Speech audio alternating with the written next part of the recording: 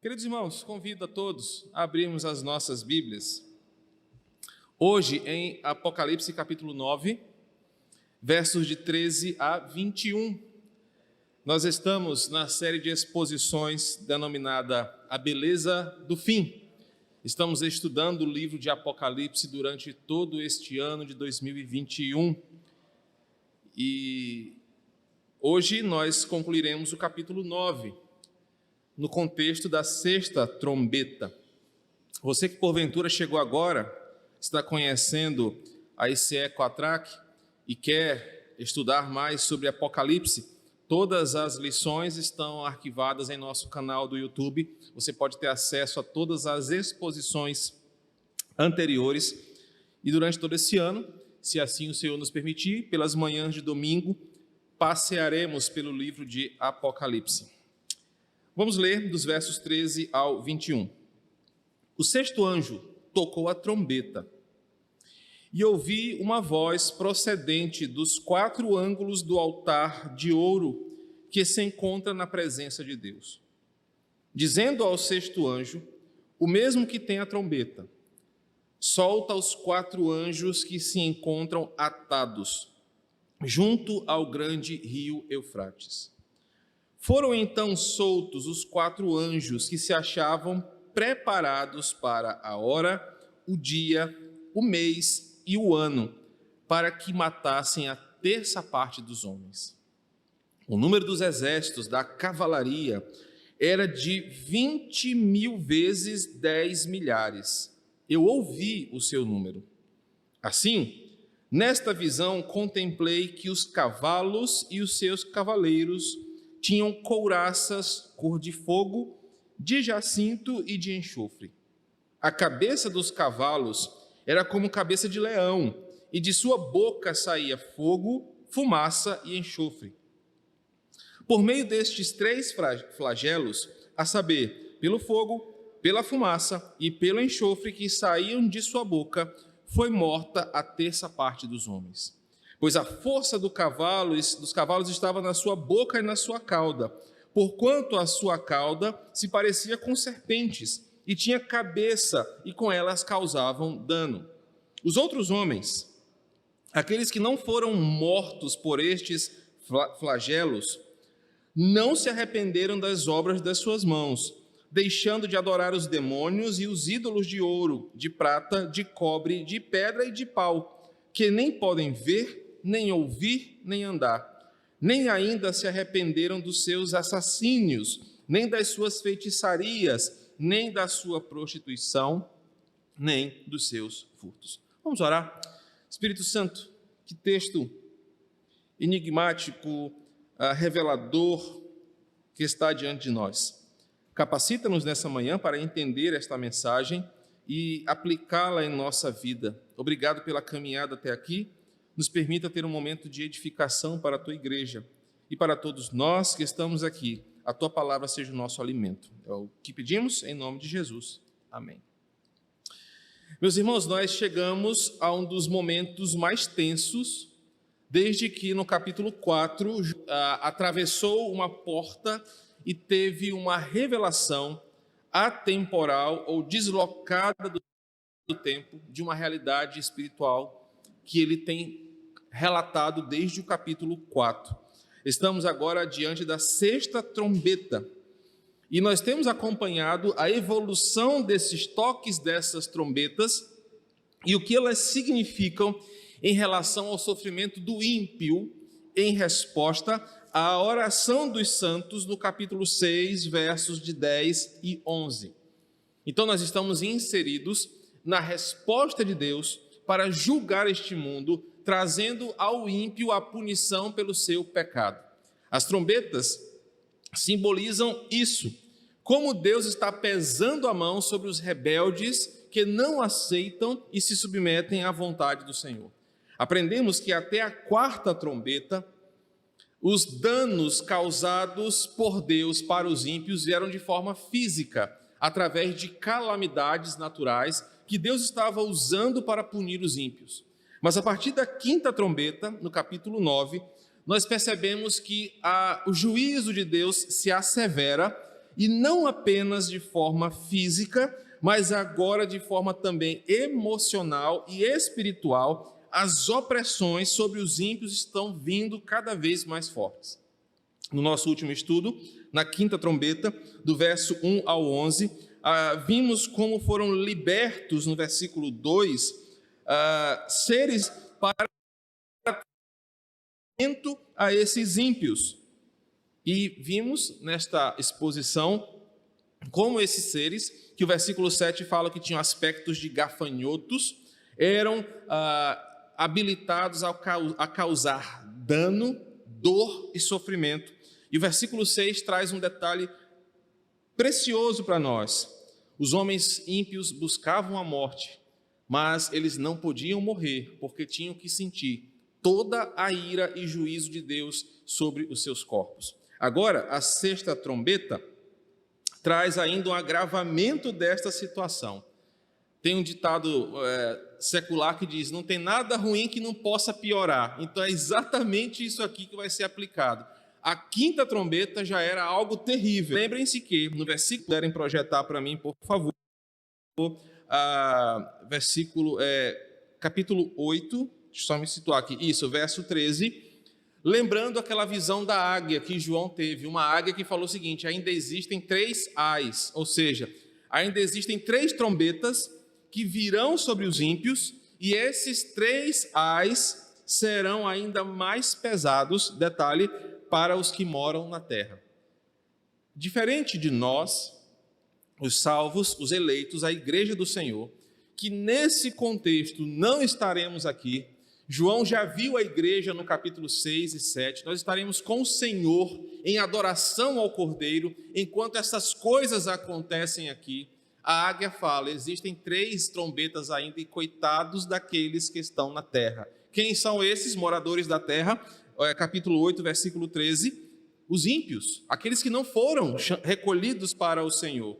Agora estamos na segunda trombeta. Então, literalmente aqui se aplica: não há nada pior, não há nada ruim que não possa piorar. Os versos 13 e 14 nos mostra que ao toque da trombeta, ressoa-se em todo o céu uma voz que João relata proceder do altar.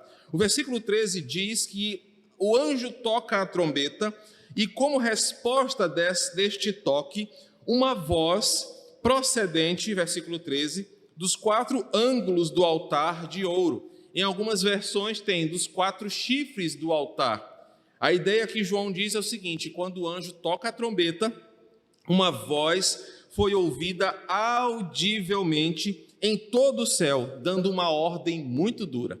A ordem para libertar tão grande tormento que estava por vir.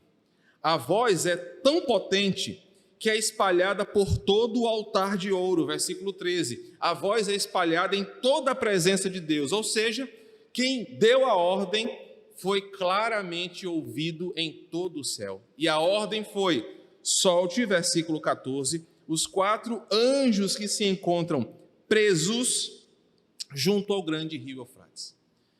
Vamos chegar até esse momento, mas eu preciso dizer que essa voz potente é atribuída por muitos comentaristas como sendo uma figura de linguagem que foi ouvida em toda a terra. O que os comentaristas dizem? Quando o versículo 13 fala sobre os 4 ângulos do altar de ouro, os 4 anjos, os 4 cantos da terra, João está querendo dar a ideia de que é em todo o mundo. Ou seja, esses anjos que vão agir, eles vão agir em toda a terra. A voz foi ouvida em todo o mundo. E esses 4 anjos representam esses seres que vão executar esta ordem.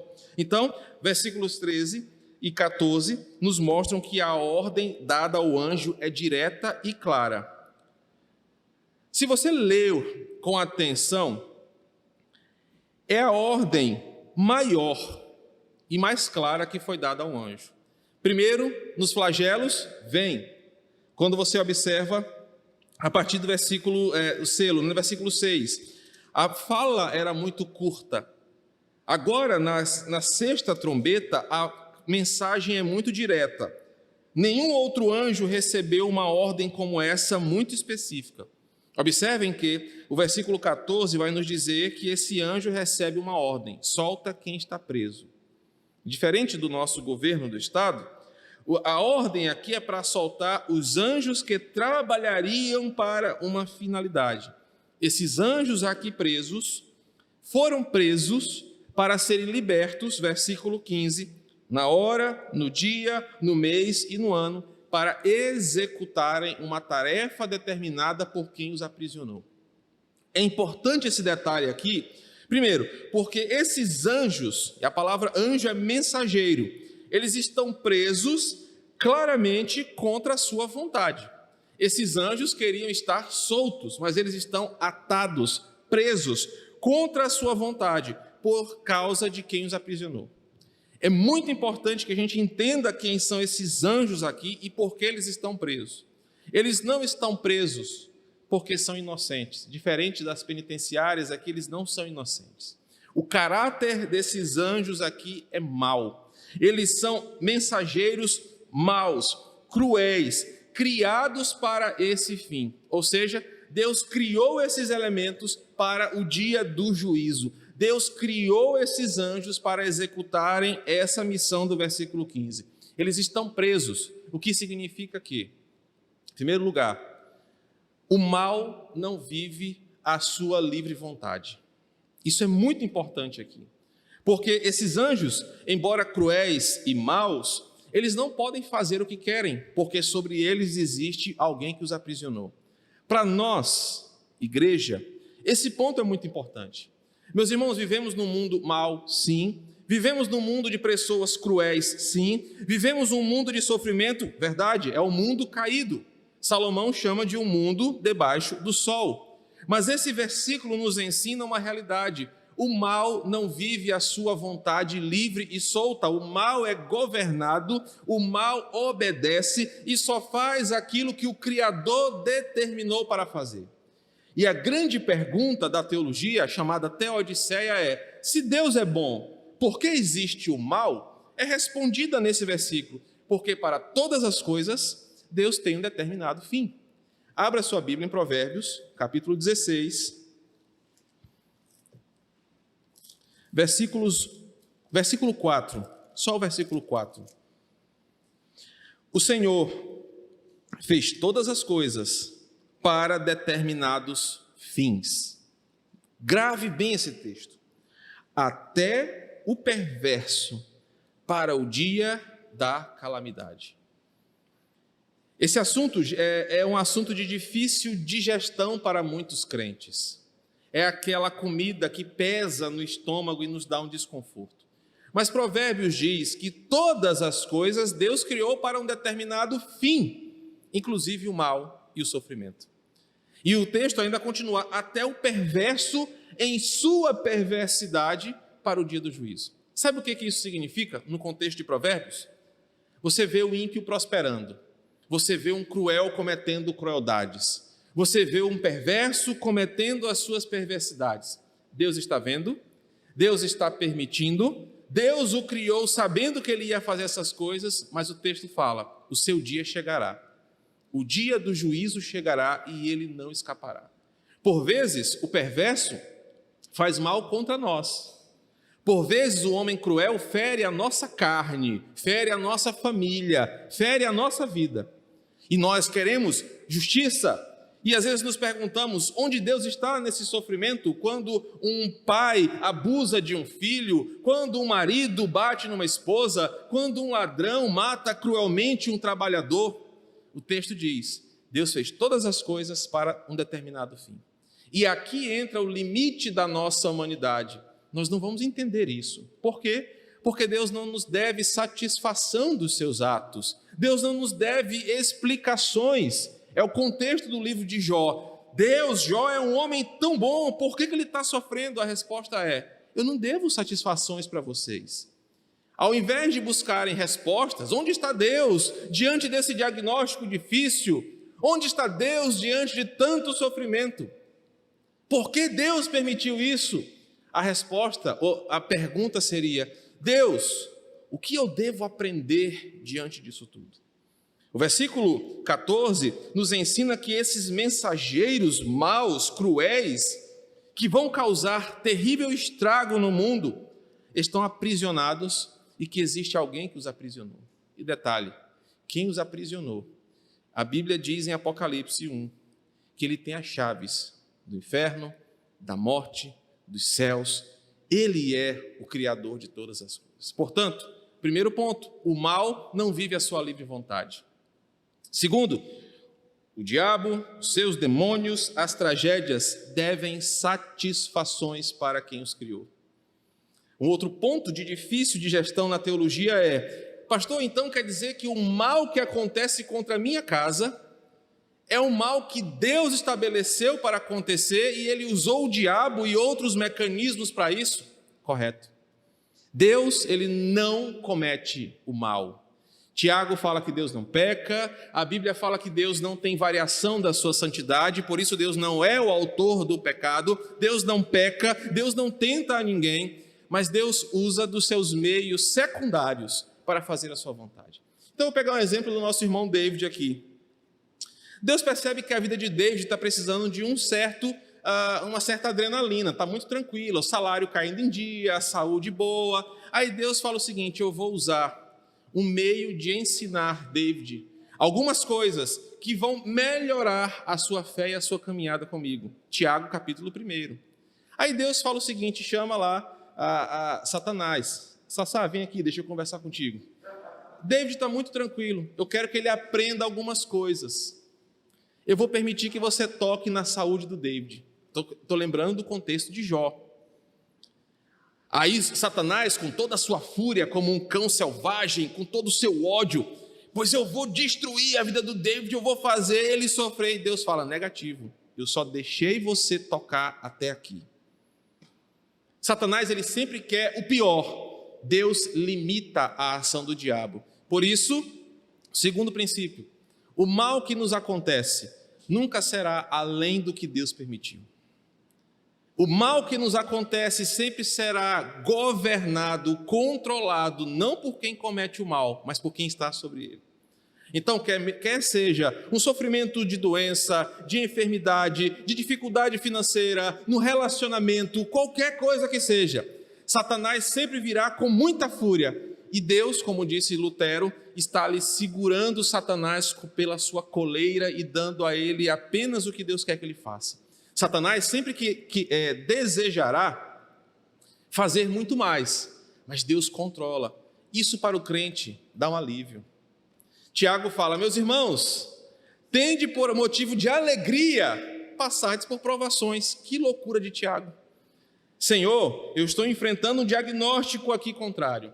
Deus, eu estou enfrentando um momento de saúde, de calamidade, de saúde mundial. Senhor, o assaltante, o ladrão, o perverso, como que o Senhor quer que eu tenha alegria? A resposta vem: se você enxerga acima do mal, se você enxerga quem controla o mal, você sabe que Ele quer o melhor para você. Então, às vezes, o exemplo do David. David enfrenta um momento de adversidade. A sua vida é transformada. Açoites, Salmo 42 fala que a vida do David é como aquele barquinho que está sofrendo no meio de uma tempestade. O ímpio se desespera, porque acha que o diabo está solto para fazer o que quer, porque acha que a calamidade não tem um fim, porque acha que ninguém está por ele. Mas como é que o crente olha?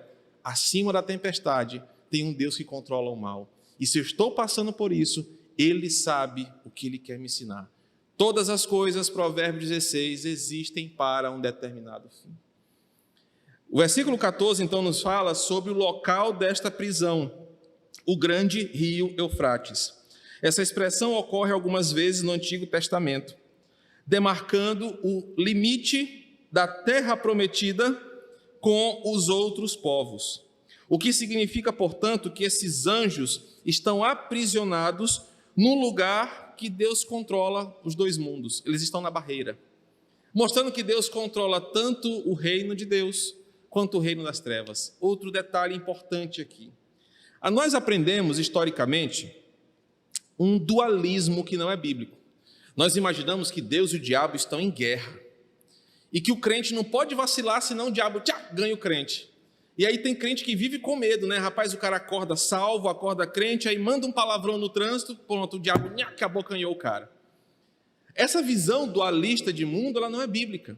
Deus não está em guerra com Satanás. Satanás não é ninguém para se levantar contra o Senhor. Deus não tem inimigos. Se você tem dúvida, leia o Salmo de número 2, que fala o seguinte: Deus ri e zomba de quem acha que é seu inimigo. Deus não move nem a sua sobrancelha contra alguém que se levanta como seu inimigo. Deus é todo poderoso. Então não existe um diabo lutando contra Deus de igual para igual. Não existe dualismo. O versículo 14 nos ensina que Deus controla tanto o reino de Deus quanto o reino das trevas. O que isso significa, pastor? É que o reino das trevas, do qual fora dado a Satanás o direito de ser chamado de príncipe, observe que ele não é rei. O rei é só um, o soberano Senhor que controla céus e terras. Isso significa que, primeiro, só habitará no inferno quem Deus determinou. Por isso, irmãos, aprendam um detalhe: o diabo não tira a vida de ninguém, porque ele não tem o direito de tirar aquilo que ele não deu. Quando o pecado leva a vida de um pecador, Deus usou o pecado para punir aquele pecador, mas quem deu a ordem final foi o Senhor. Os demônios não podem mais se rebelar contra o Senhor, mas nós vamos ver isso aqui de forma muito interessante no final de Apocalipse. Eles vão se rebelar contra a igreja, mas não contra o Senhor. Porque uma vez isso já aconteceu, e a Bíblia diz que quando Satanás se levantou com um terço dos anjos, eles caíram diante do poder. Segundo, se no inferno só habita aqueles a quem Deus permite, Deus tem todo o poder sobre o inferno. Deus está no inferno, em forma de verificar se tudo está acontecendo conforme a sua vontade. Quem acompanhou a última aula percebeu que o versículo 9, 5 e 6 do capítulo 9, Apocalipse 9, 5 e 6, fala que esses anjos, esses demônios, esses seres espirituais, foi dado a eles a ordem para que não matassem, só atormentassem. Segundo o exemplo que eu dei, imagina aí, esses seres são reunidos, aí eles entregam, lhes é dado um pedaço de pau, um exemplo, com pregos na ponta. E aqueles demônios olham aquele porrete e falam o seguinte: rapaz, isso aqui deve doer. Eu vou testar, que é igual a academia de polícia, né, Igor? Rapaz, eu vou testar se esse cacetete aqui ele quebra fácil. O demônio aqui não batia devagarinho, não. Ele batia mesmo para matar. Só que qual era a ordem? Você só vai fazer o que eu disse. Não bata mais, mas também não bata menos. Quem controla tudo é o Senhor. Ele controla todas as coisas. E isso para a igreja é um alívio, é um consolo, porque quer na bonança ou quer na dificuldade, nós não estamos sozinhos. Quer seja em tormentos ou em momentos de paz, se nós sabemos que quem controla tudo é o Senhor, nós não vamos duvidar, nós não vamos nos desesperar, nós vamos confiar que todas essas coisas têm um propósito. E qual é o nosso papel? Tem uma música que fala que o nosso trabalho é apenas descansar no Senhor. É um dos grandes desafios para a nossa fé. Versículos 15 e 16 fala então que após essa ordem, esses anjos que estavam acorrentados nessa região onde os ouvintes originais sabiam que era um lugar de guerra, uma expressão que dava a ideia de um lugar onde o inimigo estava guardado ali, esperando para atacar. O versículo 15 e 16 diz que esses anjos foram soltos, que eles estavam preparados para este momento. E observem que o versículo 15 começa com o momento dessa libertação, dessa investida maligna sobre o mundo que ignorou ao Senhor. A cena é o seguinte: uma guerra mundial vai começar. Só que não é uma guerra Estados Unidos e China. Não é uma guerra entre homens e homens. É uma guerra mundial entre seres espirituais e a humanidade. E qual é o problema? Na quinta trombeta, nós aprendemos que a humanidade não conseguirá revidar o ataque. Não existirão armas suficientes para revidar o ataque. E agora, esses anjos, essa guerra que vai começar, versículos 15 e 16, vai ser uma guerra devastadora. A expressão verbal do versículo 15, foram soltos, é importante de novo para nós. Note mais uma vez que todas as coisas só podem acontecer após o comando de quem tem todo o poder. Deus é quem ordena, Deus é quem proíbe, Deus é quem limita, permite e faz tudo conforme a sua vontade. Projeta para mim Isaías 46, versículo 10. Observem que o mal aqui tem hora, dia, mês e ano. Um princípio importante aqui. Eu gosto muito de uma banda chamada Titãs. E, infelizmente, um dos seus vocalistas, que é declaradamente anticristão, tem uma música que diz assim: o acaso vai me proteger enquanto eu andar distraído. Tem crente que parece concordar com essa música, crente que acredita em coincidência. Olha que coincidência acontecer isso comigo. Olha, o acaso me ajudou a isso, aquilo, outra. Parece uma coisa assim do destino. Tem crente até que é meio esotérico, né? Acredita em destino. O versículo 15 me ensina um princípio importante. Os anjos foram soltos e preparados para hora, dia, mês e ano. Sabe o que isso significa para você e para mim? Não existe acaso, não existe coincidência, não existe destino, não existe com a conjunção astral, para os crentes aí que gostam de consultar horóscopo. Essas coisas não existem. O que existe é a determinação de Deus para todas as coisas, dia, hora, minuto e ano. Então ninguém morre antes da hora. Gente, fulano foi tão precoce. Não, foi na hora, dia, mês e ano que Deus determinou. Mas pastor, por que fulano morreu tão novo? Porque assim Deus quis. Provérbios 16, versículo 4. No dia, no ano e na hora que Ele permitiu. Por isso, ninguém pode viver a mais do que Deus permitiu. E ninguém pode viver a menos do que Deus permitiu. Porque Ele controla tudo. Olha o que Isaías 46, 10 diz. Ele faz cumprir toda a sua vontade. Então, o versículo 15 mostra que esses anjos foram preparados para esse momento. E observe um detalhe importante. Eles foram criados, atados para serem soltos conforme o cronograma divino. Por isso que Jesus ensinou: meu filho, não anda ansioso pelo dia de amanhã. Ele fala: basta cada dia os seus cuidados. Porque Deus sabe o dia, a hora, tudo que vai acontecer e você não. E Deus não fica dizendo: olha, amanhã vai acontecer isso contigo. Deus faz acontecer sua vontade e você e eu não podemos fazer nada contrário a isso. Quer alimentar mais essa ideia? Leia o livro de Jonas. O detalhe no livro de Jonas é interessante. Jonas vai para Nínive. Como é que é o começo do texto? Jonas pica a mula e vai lá para... agora fugiu o nome da cidade. É a vacina, não é nem o Covid. A vacina está me dando esquecimento. Para Tarsis, né? Obrigado, Tarsis. Deus falou assim: meu filho, você pode até tentar não fazer a minha vontade, mas o mundo só tem um rei. O mundo só tem um que governa. A tua vontade não é maior do que a minha, é a minha vontade que vai se cumprir. O que acontece?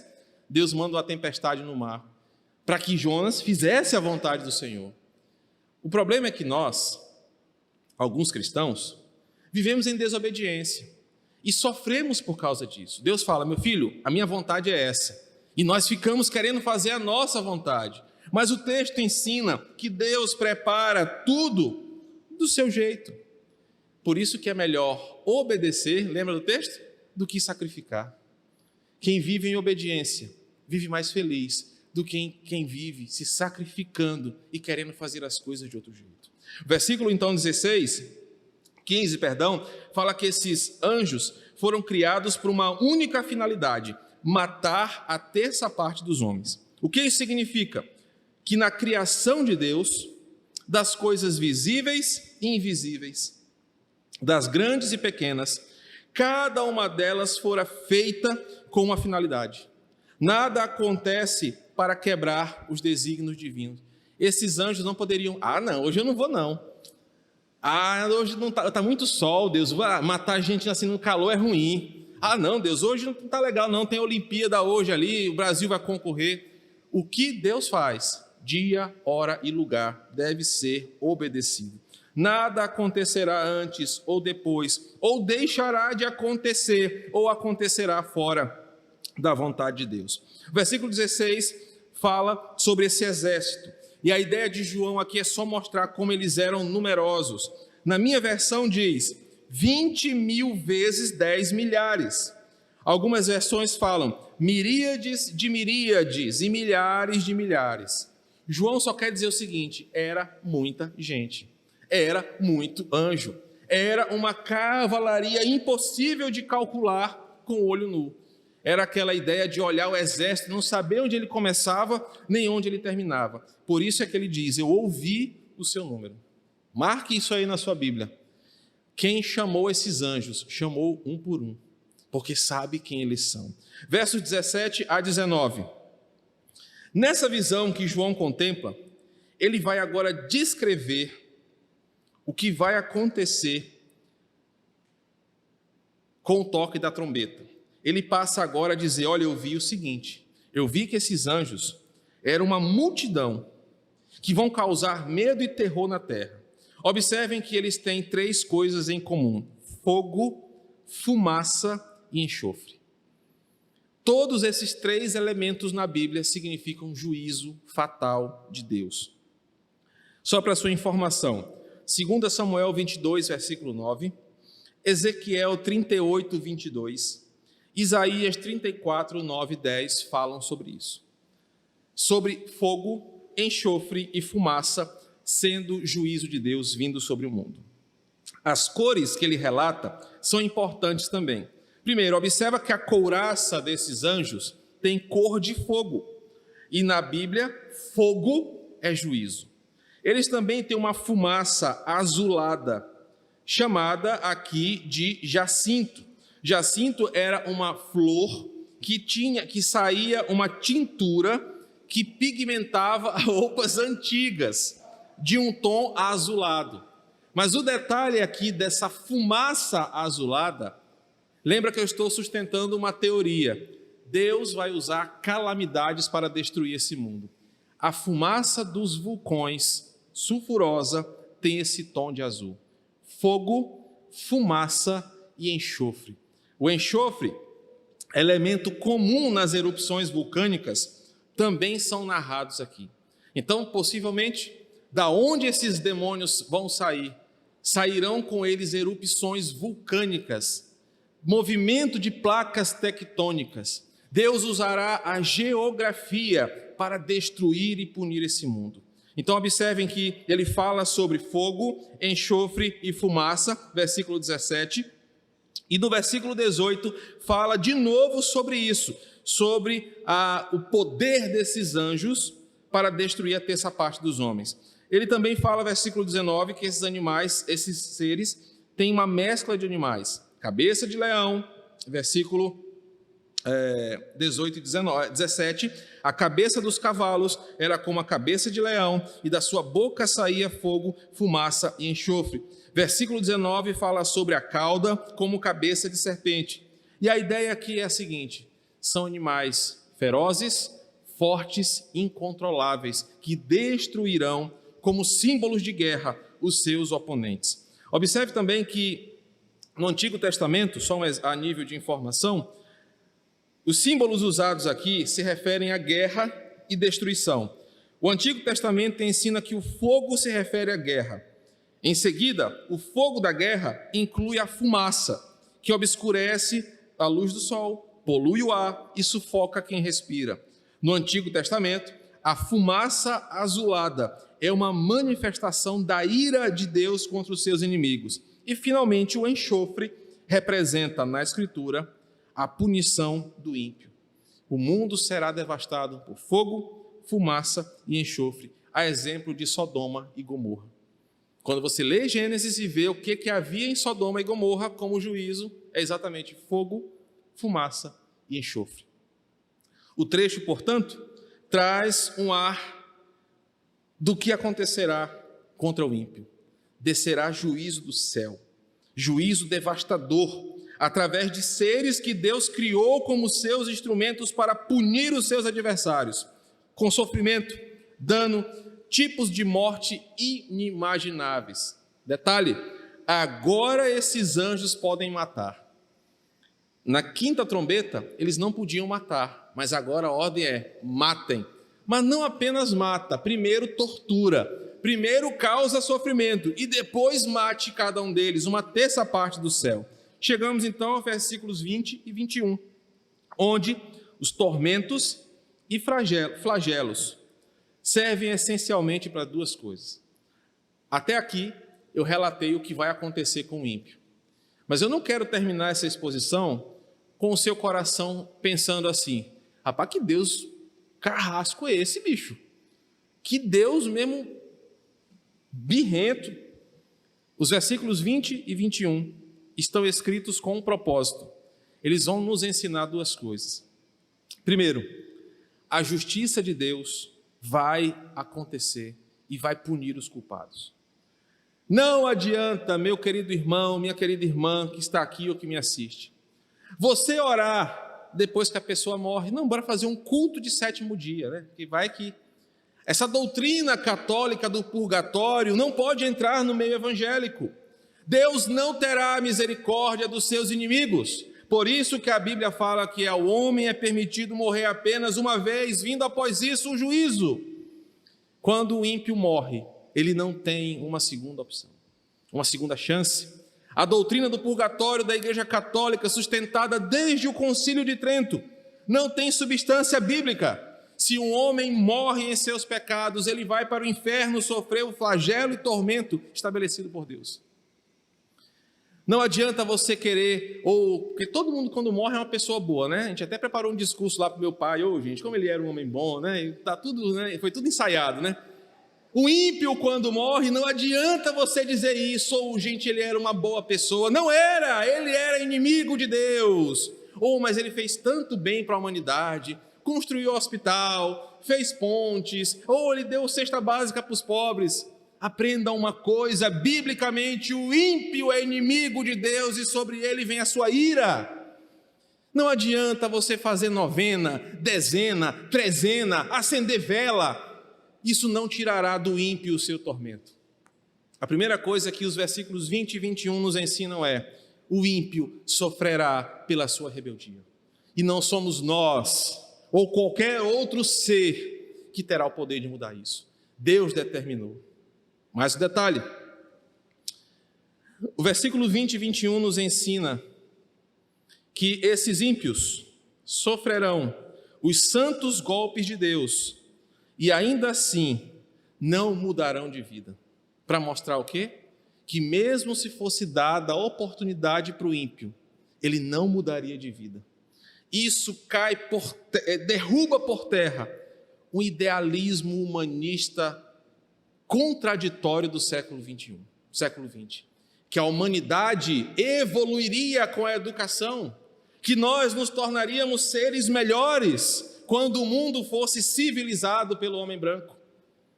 O mundo, em seu ideal humanista, é falho. O homem se atola em sua podridão cada vez mais, porque o coração do homem é corrupto e ímpio. Se não for Deus mudando o nosso coração, ninguém muda sozinho. Deuteronômio, capítulo 30, versículo 6. Então, esse texto nos ensina que apesar de todas as coisas horríveis, de tantas mortes que esses ímpios vão ver, de tanta atrocidade que eles vão viver, a humanidade impiedosa se recusa a se arrepender. Isso é o segundo ponto. Deus não está fazendo isso porque ele é mau, ele está fazendo isso para provar: o homem é mau e mesmo que o atormente, ele não muda de vida. Na verdade, o versículo 20 mostra que esses homens preferem adorar demônios, preferem continuar adorando demônios que enganam e mentem do que se mudar para a adoração ao Senhor. Desde os tempos mais antigos, os ídolos são os principais instrumentos para aprisionar pessoas. Observe que o versículo 20 mostra que esses homens não se arrependem das suas obras. Seus corações são duros. Sabe quando lá em casa não acontece muito, mas na minha infância acontecia. Somos 3 irmãos, então quando um estava apanhando, aí o outro, não, mãe, eu não vou fazer não, não vou fazer mais não, tá bom, eu mudei, porque o outro não queria apanhar também. Aqui é o seguinte, o ímpio está vendo o outro sofrer, mas ele está falando assim, eu não vou mudar, eu vou continuar, é pior, está aqui o versículo 20, eu vou continuar adorando o demônio, mesmo sabendo que Deus quer me salvar, eu não quero, eu vou continuar preso na minha idolatria. Por quê? Porque o ímpio, sem Deus, tem um coração de pedra. Ele é aprisionado à sua idolatria. E se não for a graça de Deus, ele não muda de vida. Por isso, irmãos, você que está aqui, você que me ouve, louve a Deus porque você não está aqui. Porque Deus mudou o seu coração. Porque Deus salvou você. Porque Deus tirou as escamas dos seus olhos. Porque Jesus te salvou. Porque você era um desses aqui, aprisionado na sua idolatria. Mas Deus teve misericórdia de você. Não foi o Darlan que foi até Jesus, foi Jesus que foi até o Darlan. João fala, nós só o amamos porque ele nos amou primeiro. Não foi você que decidiu um belo dia, eu vou mudar de vida, eu vou ser um marido melhor, eu vou ser um homem melhor, eu vou ser um pai melhor. Não, foi Deus que disse, eu vou te tornar um homem melhor porque eu sou um Deus gracioso. Porque se eu não fizer isso, o seu fim será esse aqui. Sabe, irmãos, a gente precisa ser mais grato no nosso coração. Você deveria todos os dias da sua vida agradecer, Senhor, obrigado, porque o Senhor mudou meu coração. Porque ao invés de estar num domingo de manhã, numa praia, com mulheres, com homens, com bebida, com promiscuidade, eu tenho prazer de estar na tua casa, como diz o salmista, meditando na tua palavra, adorando ao Senhor. Isso é obra de Deus, não é de homens. Por isso que o salmista fala, o meu prazer é na lei do Senhor. Meu prazer é meditar na sua palavra dia e de noite, é porque Ele foi gracioso.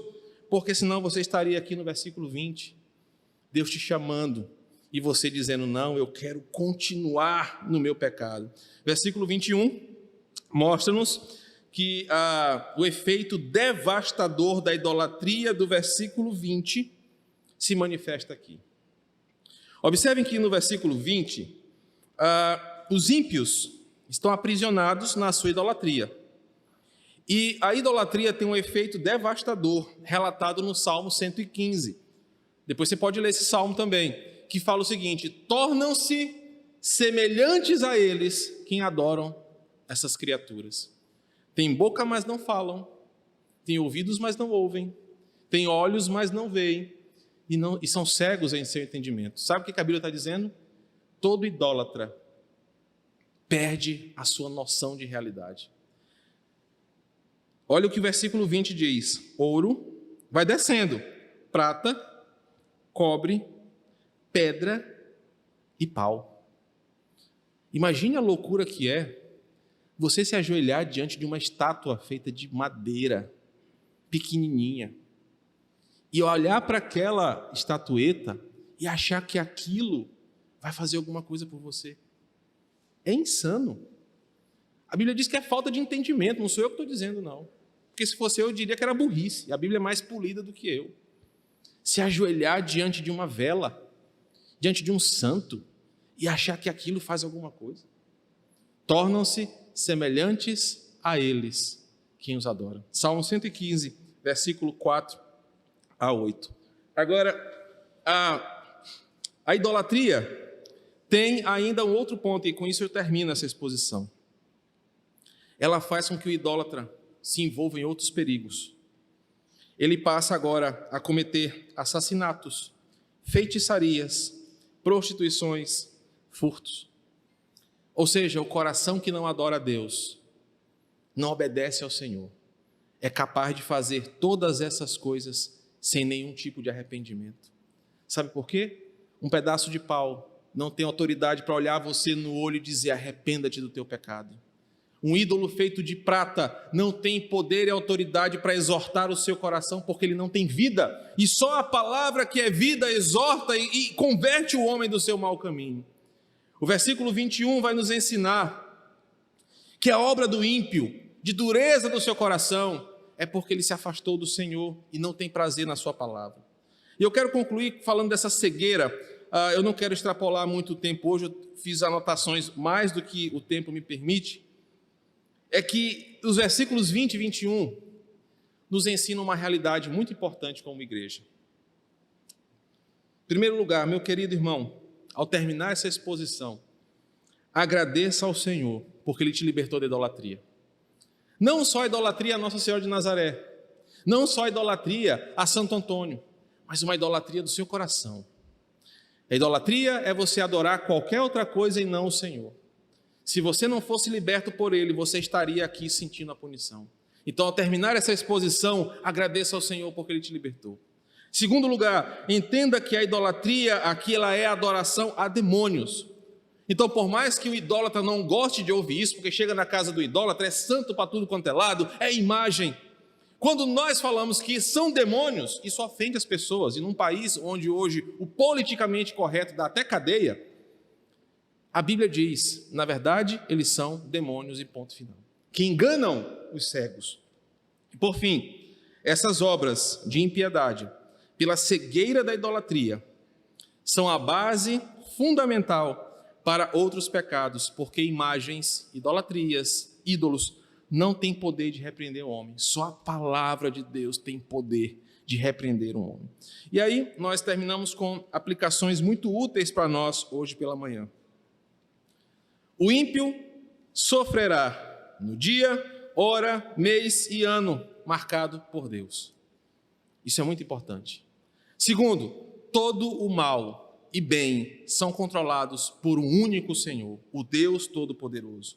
Terceiro, o juízo que virá sobre o ímpio, ele não conseguirá fugir e ele será culpado e não poderá dizer que Deus é injusto, porque o texto mostra que o ímpio é aprisionado em sua impiedade. A partir do capítulo 10, João vê, no capítulo 10, a verdade, a minha proposta semana que vem é passear em todo o capítulo 10, novamente, uma outra visão. E assim nós continuaremos em Apocalipse, entendendo os mistérios desta realidade escatológica de João. Vamos orar então, agradecendo ao Senhor por esse tempo. Só informar que todo esse material você pode ter acesso de forma impressa. Fala com a Rita, eu tenho até que passar para ela as últimas 10 lições, eu acho. Tá? Você pode, Rita, porque às vezes não dá tempo de eu apresentar tudo que eu escrevi, o tempo é pouco.